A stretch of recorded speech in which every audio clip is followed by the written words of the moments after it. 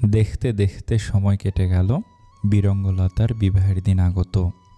আগামীকাল মেঘের সাথে তার শুভ বিবাহ সম্পূর্ণ হবে।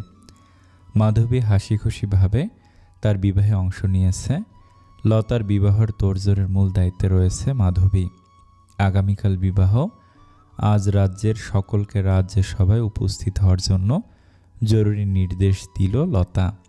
লতার বিবাহ উপলক্ষে রাজ্যের সবাই বেশ স্বতঃস্ফূর্তভাবে কাজ করছিল। সবাই বেশ ছিন্নভিন্ন হয়েছিল। লতা জরুরি নির্দেশে সবাই একত্রিত হলো। সবাই লতার কাছে জানতে চাইল, আমাদের সবাইকে এখানে উপস্থিত করার কারণ কি। লতা সবাইকে শান্ত হতে বলল। তারপর বলল, রাজ্যের সকল সাহসী কন্যারা এ পাশে চলে আসো। সবাই বেশ বিস্ময় নিয়ে লতার কথা শুনল। লতা পুনরায় বলল, এ পাশে আসার পূর্বে মনে রেখো, এখানে তোমাদের সাথে যে কোনো কিছু হতে পারে, এমনকি মৃত্যুও। নিজের মৃত্যুকে জেনে যদি কেউ আসতে চাও তাহলে এগিয়ে এসো। সবাই নিশ্চুপ। লতা বলল, আমার এই একই কথা রাজ্যের সকল সাহসী পুত্রদের জন্য রয়েছে। তারা সবাই অন্য পাশটা এসে দাঁড়াও।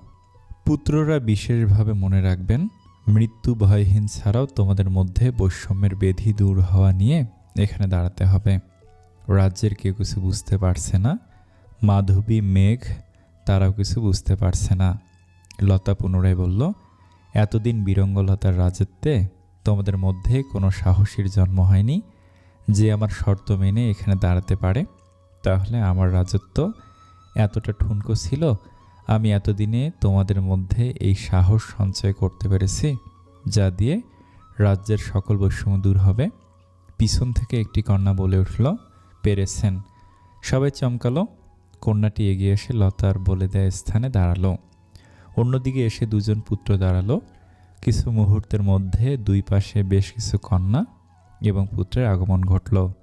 আপনারা হয়তো ভাবতে পারেন, কন্যা পুত্র না বলে নারী পুরুষ কেন বলছি না। আসলে গল্পটা কন্যা এবং পুত্রের বিষয় নিয়ে, তাই একটু এই দুটো শব্দ বেশি ব্যবহার করার চেষ্টা করেছি।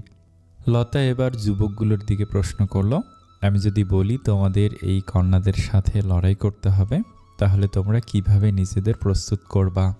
একজন বলল, আপনি কিসের জন্য প্রশ্নটি করেছেন সেটা আমি বুঝতে পেরেছি, তাই উত্তরটা আপনার ভাষায় দেই।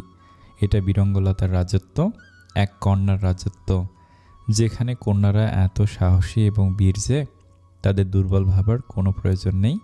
তাই শত্রু কন্যা নাকি পুত্র সেটা না দেখে, বরং সে আমার প্রতিপক্ষ, সেভাবে যেভাবে প্রস্তুতি নেওয়া উচিত সেভাবে নিব। যদি এই রাজ্যে বীরঙ্গলতা এক কন্যা হয়ে বারবার জয় ছিনিয়ে আনতে পারে, তাহলে তার রাজ্যে থাকা এসব কন্যারা তার মতো হতে পারে। তাই প্রতিপক্ষকে দুর্বল ভাবার কোনো কারণ নেই। লতা এবার কন্যাদের উদ্দেশ্যে বলল, তোমাদের যদি বলা হয় এই মুহূর্তে আমি তোমাদের শিরচ্ছেদ করব, তাহলে তোমরা কি হাসি মুখে নিজেকে এগিয়ে দেবে? একজন বলল, মার্জনা করবেন, আমি বলেছিলাম এখানে দাঁড়ালে মৃত্যু আসতে পারে। একজন বলল, মার্জনা করবেন, আপনি বলেছিলেন এখানে দাঁড়ালে মৃত্যু আসতে পারে। মৃত্যুকে সঙ্গ নিয়ে এখানে দাঁড়াতে, আমরা নিজেদের মৃত্যুকে সঙ্গে নিয়েই দাঁড়িয়েছি এখানে। তার অর্থ এটা নয় যে আমরা অন্যায়ভাবে নিজেদের মরতে দেব। আমরা এক কন্যার রাজত্বে আছি, এখানে অন্যায়ের প্রতিবাদ করতে হয়, তাকে বারণ করতে হয়। তাই আমরা অন্যায় মৃত্যু মেনে নেব না। যদি তোমাদের অন্যায়ভাবে মৃত্যু কন্যা বীরঙ্গলতা নিজে দিতে চায়, সামনে যেই থাকুক না কেন, অন্যায় করলে তার পরিচয় জানার প্রয়োজন নেই। আমরা নিজেদের হয়ে লড়াই করব, তাতে অন্যায়কারী স্বয়ং কন্যা বীরঙ্গলতা হলেও একই কাজ করব, কারণ নীতি সবার জন্য এক হওয়া উচিত। আর এটা আপনার দেশ শিক্ষা কন্যা বীরঙ্গলতা, আপনার হাতে অন্যায়ভাবে জীবন দিয়ে আমরা আপনার শিক্ষাকে হারতে দিতে পারি না। বীরঙ্গলতা করতালি দিল। লতার দেখা দেখি সবাই দিল। এরপর লতা বলল, আপনারা জানতে চাইছিলেন না আপনাদের কেন ডাকা হয়েছিল? সবাই হ্যাঁ সূচক মাথা নাড়ালো। লতা বলল, আমি জানি না আমি আপনাদের মধ্যে কতকাল থাকব, আমার জীবন কখন শেষ হয়ে যাবে। আমি জানি না আদৌ আমি আপনাদের সঙ্গ বেশি দিন দিতে পারবো কি না। কার জীবন কখন শেষ হয়ে যায় বলা যায় না। আগামীকাল আমার জীবনের একটা নতুন অধ্যায়। খুশির বটে, তবে আমি চিন্তিত এই অধ্যায়ের পর আমি আপনাদের সঠিকভাবে দেখাশোনা করতে পারবো কি না। আমি নিশ্চিত আমি না থাকাকালীন আপনাদের কি হবে? আমার স্বপ্নে যে রাজত্ব গড়ে তুলেছি, আমি সে রাজত্ব সবসময় এভাবে থাকবে কি না? তাই আজ আপনাদের মাঝে সেই সব বীরঙ্গলতাকে তুলে ধরতে চেয়েছি, যাদের মধ্যে আমি কন্যা বীরঙ্গলতা সারা জীবন বেঁচে থাকব, যাদের শিক্ষায় চেতনায় আমি থাকব। হ্যাঁ, এরা হলো আপনাদের আগামী দিনের বীরঙ্গলতা, আর এই যুবকরা হলো তাদের পথ পরিচালনার সঙ্গী, যাদের কাজ হবে বীরঙ্গলতাদের সাথে নিজেদের আচার আচরণে সমগ্র জাতিকে দেখানো বৈষম্য দূর করায় তারা কতটা খুশি, জীবনটা কতটা খুশি। লতা একটু থেমে বলল, আমি আজ এই সকল কন্যাদের নিজের স্বপ্নের দায়িত্ব দিতে চাচ্ছি। আমি যেরূপ রাজ্যের স্বপ্ন দেখেছি, সেই রাজ্যকে সারা জীবন বয়ে নিয়ে যাওয়ার দায়িত্ব আমি তোমাদের দিলাম। তোমাদের শিক্ষায় চেতনায়, তোমাদের কর্মে আমি পরবর্তী সকল প্রজন্মের হৃদয়ে কন্যা বীরঙ্গলতা রূপে বেঁচে থাকতে চাই। এখন বলো, তোমরা দায়িত্ব নেবে তো? আমি জানি তোমরা নেবে, কারণ তোমরা সাহসী। সাহসীরা কখনো পিছু পা হয় না। একজন বলল, আমরা দায়িত্ব নিতে রাজি, তবে আপনাকে হারিয়ে নয়। পৃথিবীতে কেউ চিরদিন থাকার জন্য আসে না। একদিন না একদিন সবার অস্তিত্ব বিলীন হবে, আমারও হবে। এটা প্রকৃতির ধর্ম। আমি সে ধর্মকে অবহেলা করতে পারি না। আমার শরীর না থাকলেও আমার অস্তিত্ব থাকবে, সেটা থাকবে তোমাদের মাঝে। মাধবী লতাকে জড়িয়ে ধরে বলল, এসব কি বলছিস তুই? এত কঠিন কঠিন শব্দ কেন ব্যবহার করছিস? আমি সেই ছোটবেলার মতো তোর কঠিন শব্দের ভাবার্থ বুঝতে পারছি না। কাল আমার বড় সুখের দিন। সুখের পূর্বে নিজের নীতিটাকে মজবুত করে নিলাম রে মাধবী। সবাই বীরঙ্গলতাকে কথা দিল, তারা সবাই তার আদর্শকে সবার মধ্যে বিলিয়ে দেবে। লতা পলাশমতির সাথে গল্প করছিল। গল্পের এক পর্যায়ে লতা বলল, তুমি হয়তো কিছুই বুঝতে পারো কিংবা শুনেছ, তবু বলছি, তুমি যাকে আম্মা জানো সেই তোমার আম্মা, কারণ সে তোমাকে সেই শিশুকাল থেকে অনেক যত্নে বড় করেছে। তার যত্নে কোনো ছলনা ছিল না, তাই তাকে তার যথার্থ সম্মান সর্বদাই দিবে। আমি চেষ্টা করব আপা। চেষ্টা নয়, সফলতার আশা করো। চেষ্টার মধ্যে সফলতাকে ছোঁয়ার পরিপূর্ণ স্বাদ থাকে না। তুমি এত কঠিন কথা কেন বলো আপা? আমি বুঝতে পারি না। পারবে, সময় আসলে পারবে। শুধু বলবো, নিজের বিবেক দিয়ে সবসময় চিন্তা করবে। তোমার যুক্তিতে যেটা যথার্থ সেটাই করবে। এক্ষেত্রে অন্য কারো পরামর্শের কোনো প্রয়োজন নেই। তুমি বীরঙ্গলতার বোন, তোমার বিবেক চিন্তা তোমায় সঠিক দিক নির্দেশনা দেবে, এটা আমার বিশ্বাস। আপা, আমি কিছু বুঝতে পারছি না। লতা পলাশমতির কপালে ঠোঁট ছুঁয়ে দিয়ে বলল, বুঝতে হবে না, কিন্তু আমি বুঝতে চাই। পিছন থেকে মেঘ বলল। লতা পিছু ঘুরে মেঘকে দেখে জিজ্ঞেস করলো, তুমি এখন এখানে? তোমার সাথে আমার গুরুত্বপূর্ণ কথা আছে। আগামীকাল আমাদের বিবাহ, আজও কথা বলতে হবে। আমি মজা করতে আসিনি। আচ্ছা পলাশমতি, একটু বাইরে যাও। পলাশমতি চলে গেল। মেঘ বলল, রাজসভায় এগুলো কেন বললে? শুধু সাহসীদের খুঁজে বের করার জন্য, যাতে আমি কখনো হারিয়ে গেলে রাজ্যে তার প্রভাব না পড়ে। বারবার হারিয়ে যাওয়ার কথা কেন বলছো? কেন ভয় হচ্ছে? তুমি বোঝো না? লতা মেঘকে জড়িয়ে ধরলো, তারপর বলল, আজ বীরঙ্গনা বললে না যে কষ্ট পেয়েছ? কষ্ট পেও না, আমি তোমার হৃদয়ে সবসময় থাকবো। লতা হাতটা মেঘের বুকের বাঁ পাশে রাখলো। মেঘ হঠাৎ বলল, তুমি কি আমার থেকে কিছু লুকাচ্ছ বীরঙ্গনা? না, কিছু লুকাচ্ছি না, তবে তোমায় অনেক অপেক্ষা করিয়েছি। তা তো বটে, কথাটা কবে বলবে? আর একটু ধৈর্য ধরো। কতটা ধৈর্য ধরবো? কথাটি বলে আমার হৃদয়কে প্রশান্তি দেবে কখন? আগামীকাল। সত্যি? নিশ্চয়ই, কথা দিলাম। তাহলে আমি বরং আসি, অপেক্ষার প্রহর কাটাই। কাল তোমার মুখ থেকে কথাটি শোনার পর অনুভূতির সাথে কেমন বোঝাপড়া করব সেটা কল্পনা করি বরং। আচ্ছা। মেঘ যেতে যেতে বলল, মনে রেখো, কথা দিয়েছ। মেঘ চলে গেল। আগামীকাল বিবাহ হচ্ছে, যেহেতু লতা কথা দিয়েছে বলবে, সেহেতু বিবাহ নিশ্চিত। বিবাহর পর মেঘরাজ লতাকে কখনো হারাতে দেবে না, সবসময় আগলে রাখবে, তাই ভয় পাওয়ার কোনো কারণ নেই। বিবাহ হওয়া অবধি যত চিন্তা। বিবাহর দিন এলো। রাজমহলে সবাই কাজে ব্যস্ত। এই ফাঁকে লতা তার পিতার কক্ষে গেল। তিনি কাজে ব্যস্ত ছিলেন। লতার অনুরোধে কক্ষে এলেন। কিছু বলবে? লতা বলল, হ্যাঁ আব্বাজান। কি বলবে? আব্বাজান, আমার মৃত্যুর পর খুব কম বলা হয়েছে, বলা চলে একেবারে বলা হয়নি, তাই আজ হৃদয়ের সব আবেগ নিয়ে বলছি। আব্বাজান, আমি আপনাকে খুব ভালোবাসি। লতার পিতা তাকে বুকে জড়িয়ে ধরে কান্না করে দিল। তারপর বলল, আমিও তোমাকে খুব ভালোবাসি। আমাকে ক্ষমা করে দেবেন আব্বা। যোগ্য শাসক হলেও আমি এক ব্যর্থ কন্যা, ব্যর্থ সন্তান। আপনার সাথে পিতা কন্যার সম্পর্কের যথাযথ মর্যাদা আমি দিতে পারিনি। আমি ব্যর্থ। আমাকে ক্ষমা করবেন আব্বাজান। না, তুমি ব্যর্থ নও। পিতা কন্যা একে অপরকে জড়িয়ে ধরে কান্না করে দিল। কিছুটা সময় পার হলো। সময়টা ছিল পিতা কন্যার। বধূ সাজে সজ্জিত হলো লতা। তাকে খুব সুন্দর লাগছে। পদ্মাবতীর লতার আঙুলে কামড় দিয়ে বলল, কারণ নজর যেন না লাগে।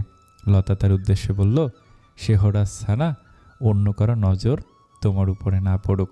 পদ্মা বলল, মানে? জানি তোমাদের সম্পর্কের কথা। শেহরাজ তোমাকে অনেক পূর্ব থেকে পছন্দ করত। মাঝে তোমার বিবাহ হয়ে যাওয়ায় ভুলে যেতে চেয়েছিল। তবে তোমার করুণ কথা জেনে নিজে থেকে এসে আমাকে তোমায় বিবাহ করার প্রস্তাব দিয়েছিল। তখন আমি তাকে বলেছিলাম তোমার মন জয় করতে। তাই সব জানি। আমার বিবাহ মিটুক, তারপর আমি তোমাদের বিবাহ দেব। পদ্মা লজ্জা পেয়ে চলে গেল। বর বধূ দুজনে তৈরি। অপেক্ষা শুধু শুভক্ষণের। শুভক্ষণ আসার ঠিক কিছু মুহূর্ত পূর্বে রাজ্যে খবর এলো, দূর থেকে শত্রু রাজ্যের সৈন্যরা রাজ্য আক্রমণ করতে এগিয়ে আসছে। রাজ্যের সবাই বিস্ময়িত। লতা এবং মাধবী পাশাপাশি বসেছিল। দুজনে চমকে একে অপরের দিকে তাকালো। লতা বলল, তারা কত দূর? রাজ্যের খুব কাছাকাছি চলে এসেছে কন্যা বীরঙ্গলতা। আমাদের সৈন্যদের প্রস্তুত হতে বলো, আমি আসছি। মাধবী বলল, কি, আজ তোর বিবাহ লতা? একজন নারী হওয়ার পূর্বে আমি একজন শাসক। নারী জন্ম হয়তো সার্থক হয় বিবাহের মাধ্যমে, কিন্তু শাসকের জীবন সার্থকতা পায় তার রাজ্যের জন্য যে কোনো মুহূর্তে ঝাঁপিয়ে পড়ার মাধ্যমে। তাই বলে কথা বলার সময় নেই, তাড়াতাড়ি তৈরি হয়ে নে। ইতিমধ্যে সর্বত্র খবর ছড়িয়ে গেল, বীরঙ্গলতা বিবাহ ছেড়ে যুদ্ধক্ষেত্রে এগিয়ে যাচ্ছে। মেঘরাজ খবর পেয়ে সেও ছুটল যুদ্ধক্ষেত্রে। যুদ্ধক্ষেত্রে শুরু হলো যুদ্ধ। মাধবী, লতা, মেঘ, সাথে তাদের সৈন্যরা সবে খুব ভালোভাবে এগিয়ে যাচ্ছে শত্রু দমনে। অন্যদিকে রাজ্যের সবার মধ্যে ভয় দেখা দিচ্ছে। যতই হোক, শুভ সময় ছেড়ে বিবাহ না করে উঠে গেছে তারা। লতার সাহসিকতার গল্প সবার জানা থাকলেও আজ বেশ ভয় হচ্ছে তাদের। এদিকে যুদ্ধ শুরু হলো কঠিনভাবে।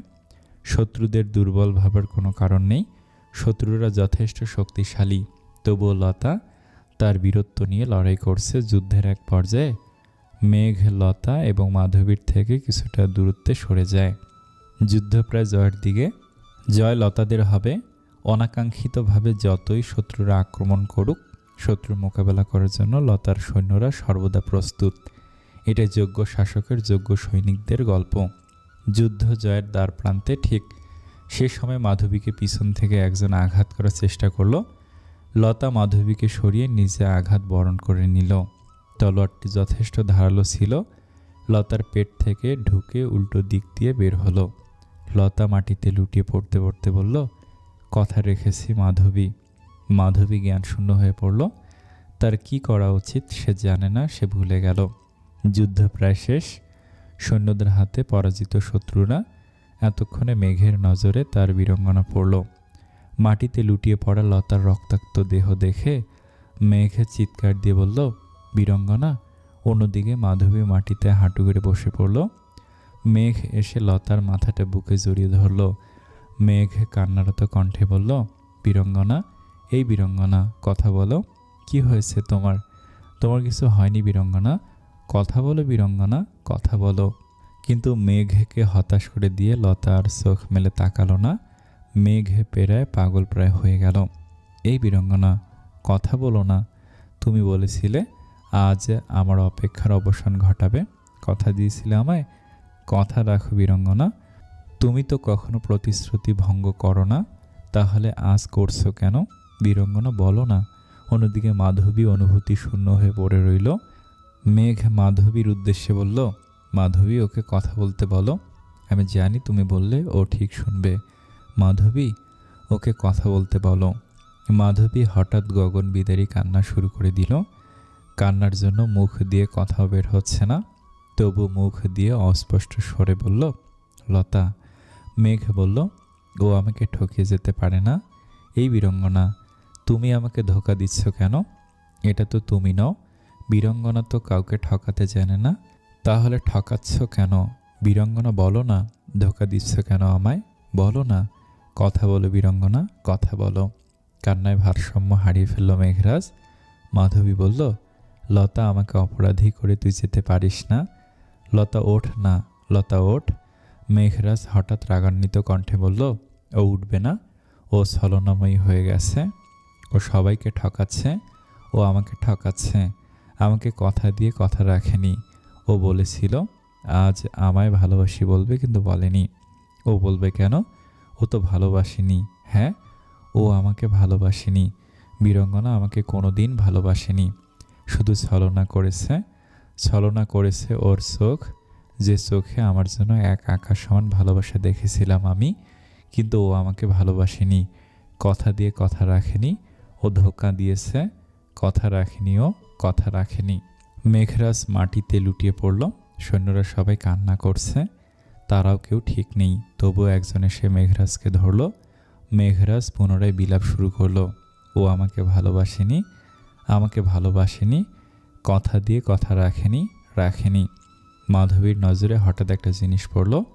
মাধবী কান্নার জন্য ভালোভাবে বুঝতে পারেনি। পরে যখন ভালোভাবে বুঝলো, তখন বলল, মেঘরাজ। মেঘ কোনো ভাবান্তর করল না। মাধবী পুনরায় বলল, মেঘরাজ, ওদিকে দেখো, দেখো মেঘরাজ।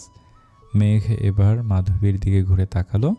মাধবী তার হাত দিয়ে সামনে ইশারা করলো। লতার মৃতদেহের পাশে লাল রক্ত দিয়ে লেখা, ভালোবাসি মেঘরাজ, আমি তোমাকে খুব ভালোবাসি। মেঘ কয়েক মুহূর্ত সেদিকে তাকিয়ে রইল। এতক্ষণ তারা দিকশূন্য হয়েছিল, তাই লেখাটি নজরে পড়েনি। মাধবী লাল রক্তে লেখা ভালোবাসি শব্দটির দিকে গভীরভাবে তাকালো। দেখে মনে হচ্ছে জীবন্ত। মেঘরাজ পাগলের মতো লেখাটির উপরে চুমু দিতে থাকলো আর বিলাপ করে বলল, ও আমাকে ঠকায়নি, ও কথা রেখেছে। বীরঙ্গনা কথা রেখেছে। ও আমায় ভালোবাসি বলেছে, ও কথা রেখেছে। মেঘরাজ পাগলের মতো করতে লাগলো। সৈন্যরা তাকে সামলানোর চেষ্টা করলো। মেঘরাজ সৈন্যদের ধাক্কা দিয়ে লতার কাছে আসলো। পুনরায় তাকে জড়িয়ে ধরে রইল।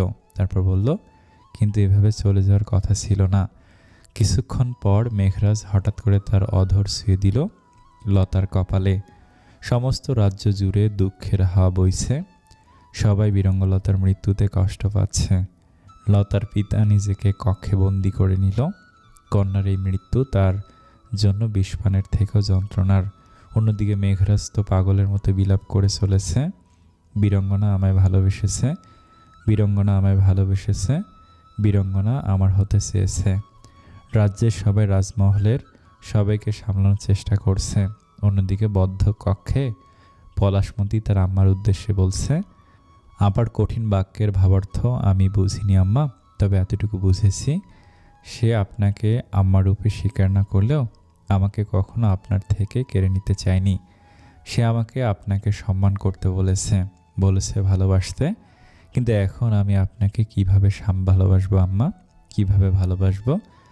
যখন থেকে জেনেছি আপনি শত্রুদের আক্রমণ করতে উস্কে দিয়েছেন, তখন থেকে ভালোবাসাটা মরে গেছে আম্মা।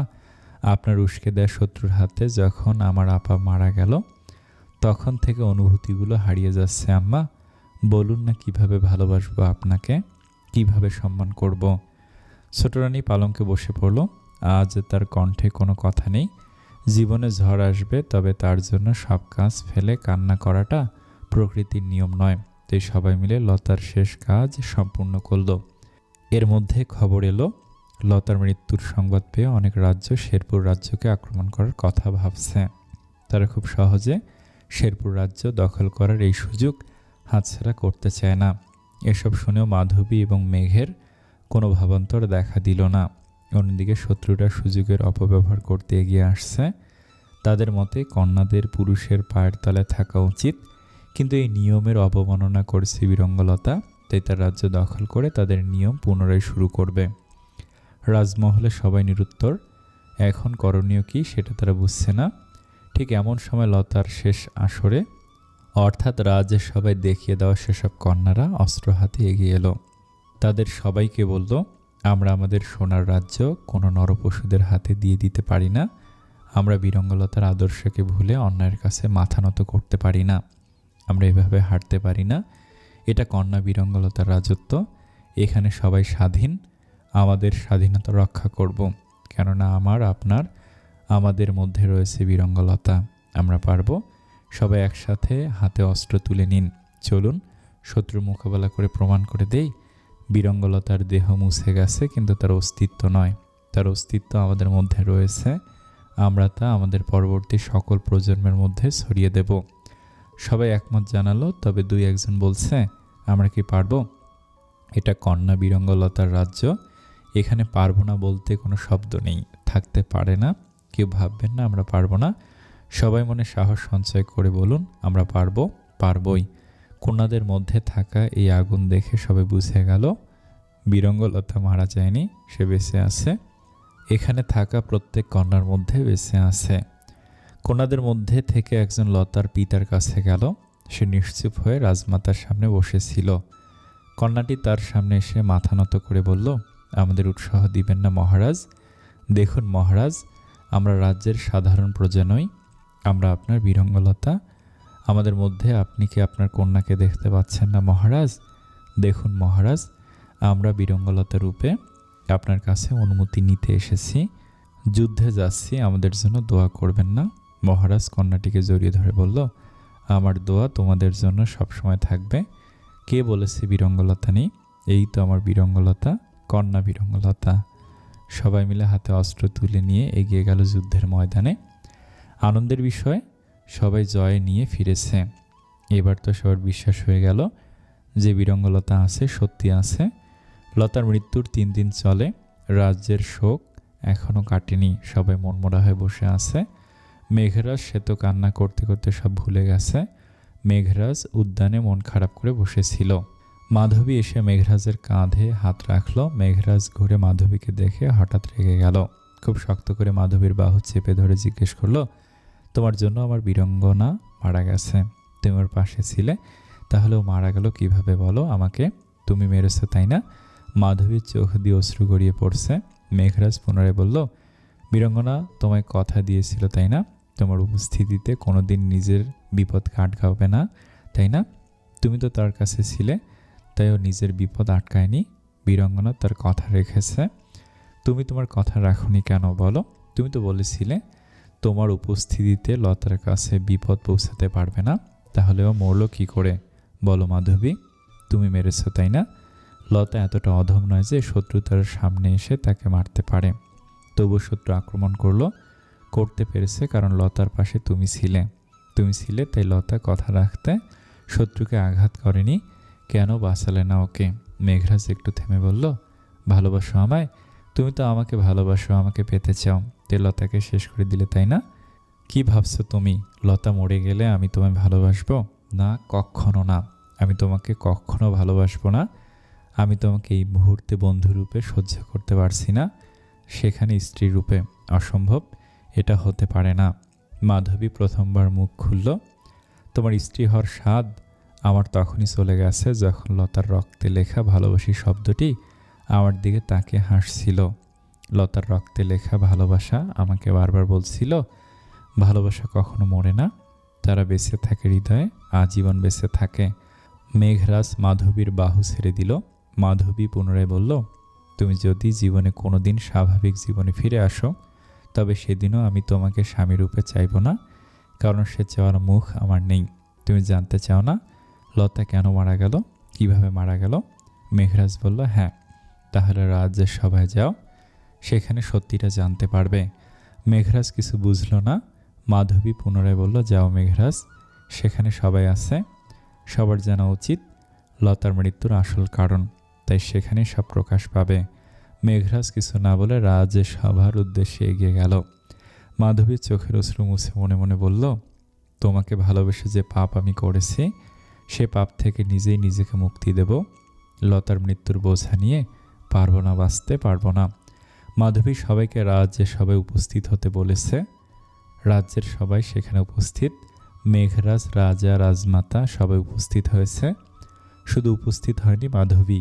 সবাই মাধবীর জন্য অপেক্ষা করছে। অপেক্ষার অবসান ঘটিয়ে মাধবী আসলো, তবে একা নয়, টানতে টানতে নিয়ে এলো ছোট রানীকে। মাধবী ছোট রানীকে টানতে টানতে এনে রাজ্যের সভায় ধাক্কা দিয়ে ফেলে দিল। ছোট রানী মুখ থুবড়ে পড়ল। মাধবী বলল, আপনাদের সকলের অপরাধী, নিন আপনারা ঠিক করুন তার শাস্তি। রাজা বললেন, কিসের কথা বলছো তুমি? অতীত। মাধবী এবং লতা পালঙ্কে শুয়েছিল। হঠাৎ করে মাধবী বলল, জেগে আছিস? হ্যাঁ। কিছু বলবি? তুই আমাকে এত ভালোভাবে বুঝিস কিভাবে লতা? হঠাৎ প্রশ্ন। বল না। নিজের অনুভূতিও তোর থেকে লুকাতে পারলাম না। লতা ঘুরে মাধবীর দিকে তাকালো, তারপর বলল, তুই একটা কথা বল, আমার সাথে যতটা সময় কাটিয়েছিস ততটা সময় নিজের পিতামাতার সাথে কখনো কাটিয়েছিস? না, আমি তো সবসময় তোর সাথে রাজ্যে ঘুরে বেড়াতাম। তার মধ্যে আব্বার তো সময় ছিল না আমাদের সাথে কথা বলার, আর আমার সাথে টুকটাক সময় কাটানো হতো। আমরা যখন এতটা সময় কাটিয়েছি তখন আমাদের একে অপরকে ভালোভাবে বোঝা উচিত, এটাই নয় কি? কিন্তু আমি তো ততটা বুঝতে পারি না তোকে। লতা মুচকি হেসে বলল, কারণ তুই খুব ভালো, তোর মধ্যে জটিলতা নেই, তাই জটিলভাবে ভাবতে পারিস না। আর আমি তো জটিল মানুষ, এত সহজে ধরা দেব কিভাবে? আমাকে ক্ষমা করে দে লতা, আমার অনুভূতি ভুল স্থানে জন্ম নিয়েছে। এখানে আমার কিছু করার ছিল না, তাই তোর ক্ষমা চাওয়ার প্রয়োজন নেই। প্রথমে আমি ভেবেছিলাম তোর কষ্ট দূর করা উচিত, কিন্তু পরে ভাবলাম মেঘের সাথে তোকে জুড়ে দিলে আমরা সবাই কষ্ট পাবো। তুই কোনোদিন সুখী হতে পারবি না, আর আমি চাই না স্বামী কষ্ট থেকে মুক্তি দিতে তোকে সারা জীবন কষ্টে রাখতে। মাধবী লতাকে জড়িয়ে ধরল। তুই মেঘ, একে অপরকে ভালোবাসিস। এখানে আমি তৃতীয় ব্যক্তি, তাই তোদের নয়, বরং আমার নিজেকে সামলে নেওয়া উচিত। আমাকে ক্ষমা করে দিস মাধবী, অজান্তে তোর কষ্টের কারণ হয়ে গেলাম। এটা তো আমি নিজের ভুলে পেয়েছি, সব ঠিক হয়ে যাবে একদিন মাধবী। মাধবী সম্মতি জানিয়ে ঘুমিয়ে পড়ল। সকাল হতে ছোট রানী মাধবীকে একান্তে কথা বলার জন্য ডাকলো। মাধবী বুঝতে পারল না হঠাৎ ছোট রানীর তাকে কেন প্রয়োজন পড়ল। ছোট রানীর কক্ষে প্রবেশ করার সাথে সাথে ছোট রানী কক্ষের দরজা বন্ধ করে দিল। মাধবী বলল, কি হয়েছে, এভাবে দরজা বন্ধ করলেন কেন? আমি তোমার সাথে কিছু কথা বলতে চাই, একান্তে। হ্যাঁ বলুন। দেখো, আমি জানি তুমি মেঘরাজকে ভালোবাসো। মানে? দেখো, আমি চাই না তুমি কষ্ট পাও। আমি শুধু তোমাকে এতটুকু বলতে চাই, প্রেম এবং ভালোবাসার যুদ্ধে সব কিছু সম্ভব। তুমি একজনের জন্য নিজের ভালোবাসা ছেড়ে দেবে কেন? আমি এটা বুঝে উঠতে পারছি না। তুমি এবং লতা সব দিক দিয়ে সমান সমান হওয়া সত্ত্বেও লতা সব কিছু পাচ্ছে, আর তুমি শুধু ত্যাগ। কেন? এই ত্যাগটা লতা তোমার জন্য কেন করছে না? মাধবী রাগান্বিত কণ্ঠে বলল, আপনি কি ভুলভাল কথা বলছেন? আপনি জানেন আপনি কি বলছেন? আমি সব কিছু ভেবেচিন্তে বলছি। দেখো, তোমার পিতার যে গুণ সবার সামনে প্রকাশ পেয়েছে, তার যে শাস্তি হয়েছে, এরপর কোনো ভালো ব্যক্তি তোমাকে বিবাহ করতে চাইবে বলে আমার মনে হচ্ছে না। তুমি যতই সাহসী বীর হও না কেন, তুমি এক নারী, এটা তোমার সবচেয়ে বড় পরিচয়। আর নারীদের পরিপূর্ণতা এক পুরুষের সংস্পর্শেই হয়। সেখানে যদি তোমার বিবাহ না হয় তাহলে তো তুমি বড় দুর্ভাগা। স্বামীর সোহাগ বিনা সকল নারী মূল্যহীন। চুপ করুন, আপনার অহেতুক কথা শোনার ইচ্ছে আমার নেই। আপনি যার বিরুদ্ধে ষড়যন্ত্র করতে চাচ্ছেন, আপনার জানা উচিত তার সম্পর্কে, সে আপনাকে কি হিসাবে মানে। আপনি জানেন লতা আপনাকে সবসময় দ্বিতীয় আম্মা কিংবা নতুন আম্মা বলে সম্বোধন করত। কেন করতো জানেন? কারণ তার মনে হয়েছিল আপনি পলাশমতির জন্য যোগ্য আম্মা। আপনাকে সৎ আম্মা বলে সে আপনার নারীত্ব কলঙ্কিত করতে চায়নি। আর আপনি? ছোট রানী নিজেকে স্বাভাবিক করে বলল, দেখো, আমি মানছি লতা খুব ভালো মানুষ, তবে প্রত্যেক ভালো মানুষ যে ভালো বন্ধু হবে তেমন কোথাও লেখা নেই। লতা ভালো বন্ধু কিংবা বোন নয়। যদি হতো তাহলে তোমার জন্য মেঘরাজকে ছেড়ে দিত। সে ছিল ছেড়ে দিতে, কিন্তু মেঘরাজের ভালোবাসার কাছে হেরে গেছে। মেঘরাজ লতাকে ভালোবাসে, তাই তাদের মধ্যে আমি বেমানান। মেঘরাজ তোমাকে ভালোবাসে না বলে তুমি ভয় পাচ্ছ? আজও বাসে না তো কি হয়েছে, কাল ভালোবাসবে। নিজের অর্ধাঙ্গিনীকে ভালো না বেশে কতদিন থাকবে? শোনো, লতা সরে গেলে তুমি হবে মেঘরাজের অর্ধাঙ্গিনী, তখন মেঘরাজ তোমাকে ভালোবাসবে। আমার আপনার এসব কথা শোনার সময় নেই। মাধবী রেগে মেগে বেরিয়ে গেল। ছোট রানী শয়তানি হাসি দিয়ে বলল, অনুভূতির মধ্যে যদি কুপরামর্শ দেওয়ার লোক চলে আসে, তখন অন্তরের ভিতরের শয়তান আপনা আপনি বের হয়ে আসে। কতদিন পালাবে মাধবী? আমার বিষ উক্তি দিয়ে আমি তোমার ভেতরের শয়তানকে জাগ্রত করবই। লতা এবং মেঘরাজ একান্তে সময় কাটাচ্ছিল। মেঘরাজ লতাকে জড়িয়ে ধরেছিল। আড়াল থেকে এই দৃশ্য দেখে মাধবীর চোখ দিয়ে দুফোঁটা অশ্রু গড়িয়ে পড়ল। ঠিক সে সময় ছোট রানী পিছন থেকে বলল, লতা যতদিন থাকবে ততদিন তোমাকে এভাবে কাঁদতে হবে। অনুভূতিকে মেরে ফেলা যায় না মাধবী। অনুভূতিরা নিজে থেকেই চলে, তারা কারো নিয়ন্ত্রণ মানে না। আপনার সমস্যা কি? বারবার কেন আমাকে বিরক্ত করছেন? আমি তোমার ভালো চাই মাধবী। আমি যা বলছি তোমার ভালোর জন্য। এ রাজ্যের শাসক লতা, মেনে নিলাম এটা। তাই বলে তোমার ভালোবাসা লতার হবে? এটা মানা যায় না মাধবী। ভালোবাসা হারানোর যন্ত্রণা কতটা তা আমি বুঝি। আমিও একজনকে ভালোবেসেছি, কিন্তু তাকে পাইনি। মানে পাননি কেন? ঠিক লতার মতো এক কালসাপ আমার ভালোবাসাটা কেড়ে নিয়েছে। সেও আমার বোন ছিল। আমার ভালোবাসাকে বিবাহ করে সে সুখের সংসার করছিল, তা আমার চোখের সামনে। তুমি বুঝতে পারবে না সেই অনুভূতি কতটা যন্ত্রণার, আমি বুঝি। তাই চাই না তুমিও আমার মতো কষ্ট পাও। ছোট রানী চোখ দিয়ে মিশে মিশে অশ্রু ফেলল। এবার মাধবী কিছু না বলে চলে গেল। ছোট রানী মনে মনে বলল, বিষের তেজে মানুষ যেমন নিঃশেষ হয়ে যায়, ঠিক তেমন আমার কথার বিষে আমি তোমার অন্তরটাকে পুরো ছাই করে দেব মাধবী। আমার হাত দিয়ে লতার মৃত্যু লিখব আমি। অন্যদিকে মাধবী চোখ বন্ধ করলে লতার এবং মেঘরাজের জড়িয়ে ধরা অবস্থা দেখতে পাচ্ছে, আর কানে বাজছে ছোট রানীর কথা। মাধবী কিছু ভাবতে পারছে না তার সাথে কি হচ্ছে। মাধবী উদ্যানে চলে গেল। একাকী নিরিবিলি বসেছিল। ঠিক তখন দুজন দাসী এদিক দিয়ে যাচ্ছিল কথা বলতে বলতে।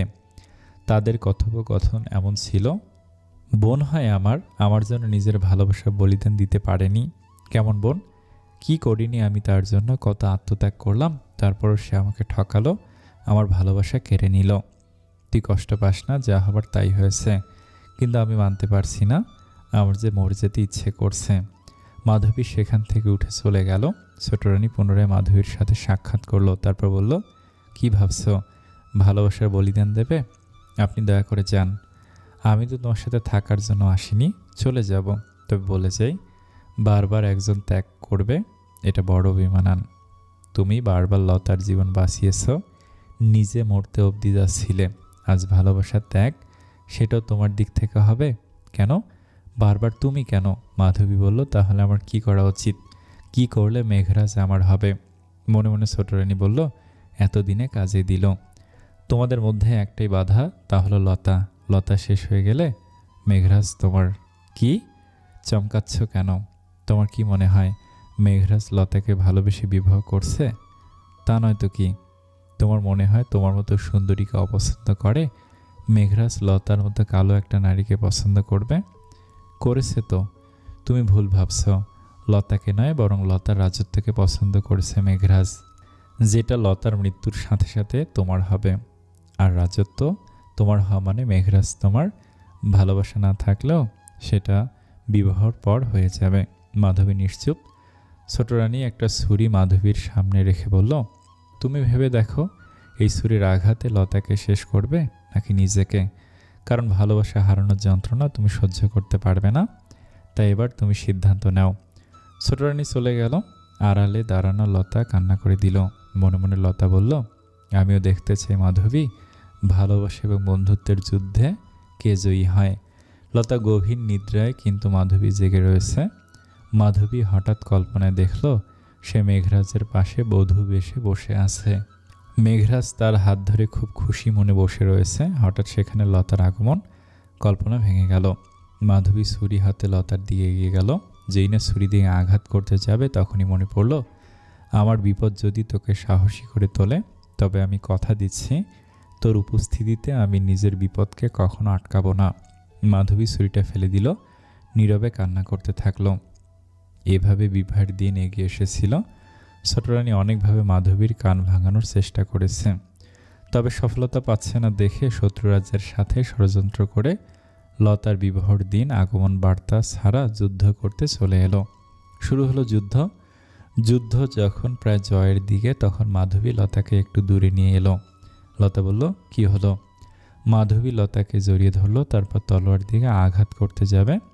তলোয়ার লতার পেট থেকে কিছুটা দূরত্বে থেমে গেল। লতা তলোয়ার এবং মাধবীর দিকে খুব হাসি মুখে তাকিয়ে রইল। তারপর বলল, কি হলো, পারলি না তো আমাকে আঘাত করতে? মাধবী চোখে অশ্রু নিয়ে লতার দিকে তাকিয়ে রইল। লতা বলল, জানতাম পারবি না। শিষ্য কখনো গুরুকে মারতে পারে না মাধবী। মাধবী নিশ্চুপ। লতা বলল, জীবনের মর্ম আমি তোকে শিখিয়েছি। কেন জানিস? যাতে তুই তোর আম্মার ইচ্ছে পূরণ করতে পারিস। হ্যাঁ, কাকি আম্মা চাইতো এমন এক সন্তান যে কোনো কিছুকে ভয় পাবে না, যার মধ্যে সাহস থাকবে, যে নিজের অধিকার নিজে অর্জন করতে জানবে।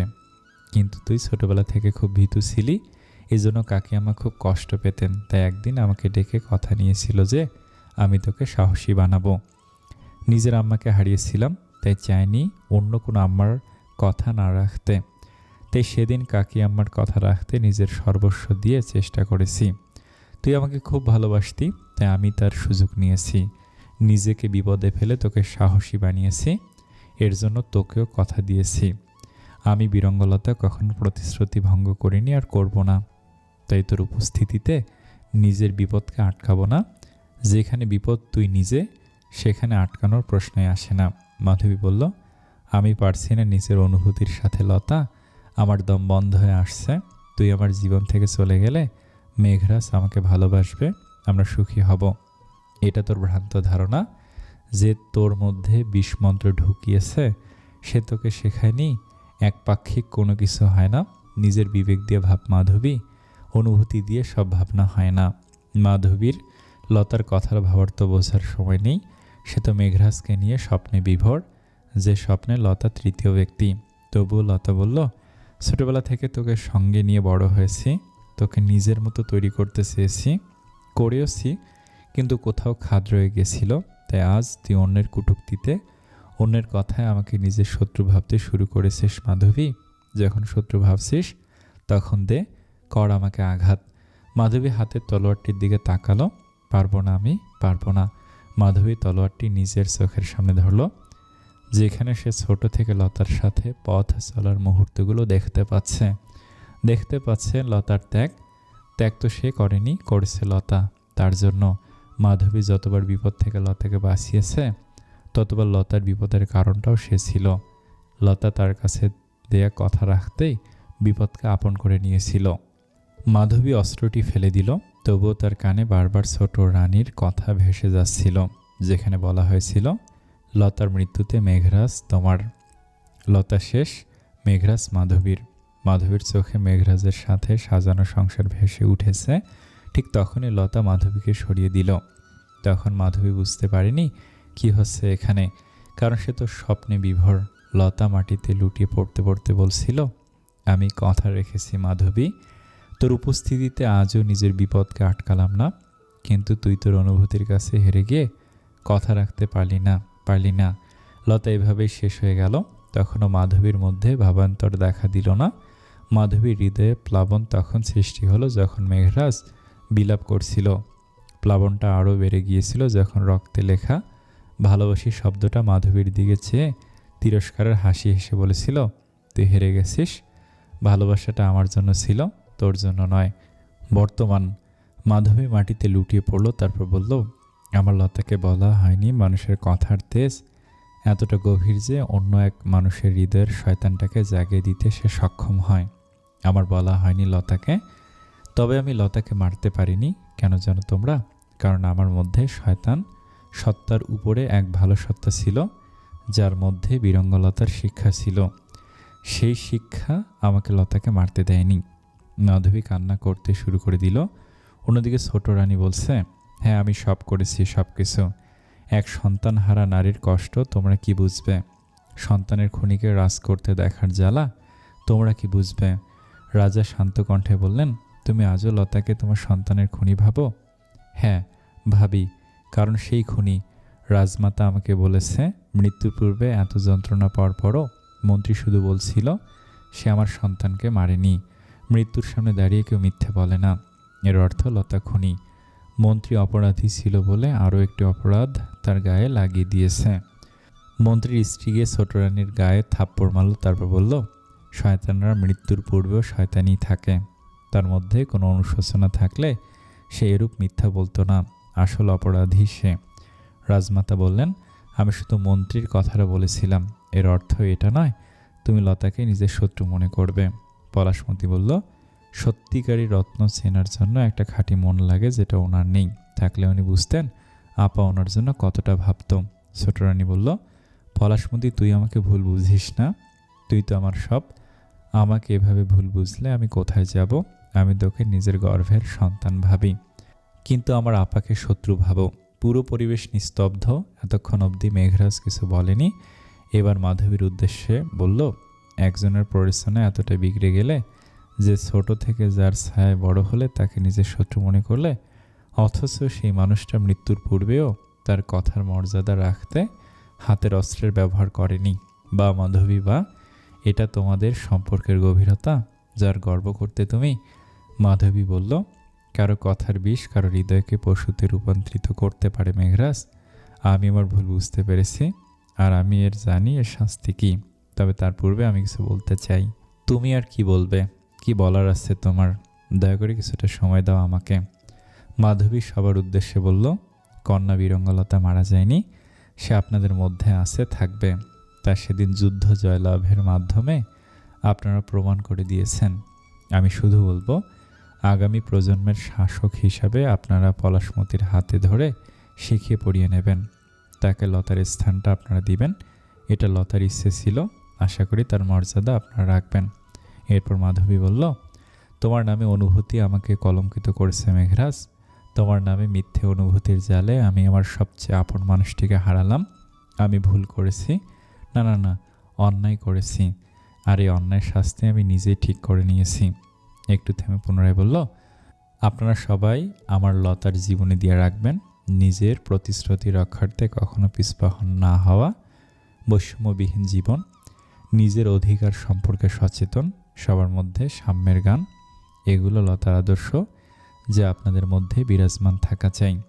আর আমার জীবনী থেকে আপনারা মনে রাখবেন, কারো কথায় প্রভাবিত হয়ে নিজের বিবেককে ধ্বংস করা অপরাধ, যে অপরাধের শাস্তি একমাত্র মৃত্যু। সবে চমকে উঠল। মাধবী ঝড়ের গতিতে তলোয়ার তুলে নিয়ে এক আঘাতে ছোট রানী শিরচ্ছেদ করে দিল। তারপর বলল, অপরাধীকে অপরাধ করতে যে বাধ্য করে তার শাস্তিও মৃত্যু। তারপর মাধবী তলোয়ারটি নিজের পেটে গেঁথে দিল। সব কিছু এত দ্রুত হলো যে সবে হতভম্ব। মাটিতে লুটিয়ে পড়তে পড়তে মাধবী বলল, মেঘরাজ, পারলে জীবনে এগিয়ে যেও, তোমার বীরাঙ্গনা এতে খুশি হবে। একটু থেমে পুনরায় বলল, পরজন্ম বলতে যদি কিছু সত্যি থেকে থাকে, তবে সে জন্মে আমি তোমার এবং লতার মিলন ঘটাবো, নিজ হাতে কথা দিলাম। এ জন্মে তো কথা রাখতে পারলাম না, তবে ভাগ্যে থাকলে পরজন্মে রাখবো। সবাই গিয়ে মাধবীকে ধরল। মাধবী ঝাপসা চোখে দেখল সামনে লতা হাত বাড়িয়ে তার দিকে তাকিয়ে আছে। মাধবী মুচকে হাসছে আর বিড়বিড় করে বলছে, আমি আসছি লতা, আমি আসছি তোকে সঙ্গ দিতে। পলাশমতি বলল, এভাবে শেষ বীরঙ্গনা এবং মাধবী লতার গল্প। এবার বুঝেছে তো কন্যা বীরঙ্গলতাকে কেন সবাই এত সম্মান করে? 8 বছরের ছোট্ট ঝিনুক লতা বলল, হ্যাঁ বুঝতে পেরেছি দাদিজান। কেটে গেছে সময়। লতার মৃত্যুর পর তার বংশে 2টো প্রজন্মের সৃষ্টি হয়েছে পলাশমতি এবং মেঘরাজের হাত ধরে। বয়সের পার্থক্য 10 বছর, তবু পলাশমতি এবং মেঘরাজ বিবাহ বন্ধনে আবদ্ধ হয়েছে। প্রধান কারণ পরিবার, দ্বিতীয় কারণ পলাশমতি রাজত্ব লাভ করার পর চেয়েছিল মেঘরাজের জীবনটা বদলে দিতে। কারোর জন্য সময় কখনো থেমে থাকে না। মেঘরাজের স্মৃতির পাতায় লতার অস্তিত্ব থাকলেও তার জীবনে আজ পলাশমতির স্থান। একজনের স্মৃতি আঁকড়ে সারা জীবন একাকী থাকা যায় না। জীবনের ধর্ম এটা নয়। সে অনেক দিন পূর্বের কথা। পলাশমতির 18তম জন্মদিনে তার হাতে তুলে দেওয়া হয় রাজত্ব। তার ঠিক 2 বছর পর পলাশমতি মেঘরাজ অর্জন করে। ভালোবাসাটা প্রথমে না পেলেও বীরঙ্গলতার বোন, তার আদর্শের কিছু রয়েছে পলাশমতির মধ্যে। তার হাত ধরে একদিন মেঘরাজ পলাশমতিকে গ্রহণ করতে বাধ্য হয়েছে। তার মানে এটা নয় মেঘরাজ লতাকে ভুলে গেছে।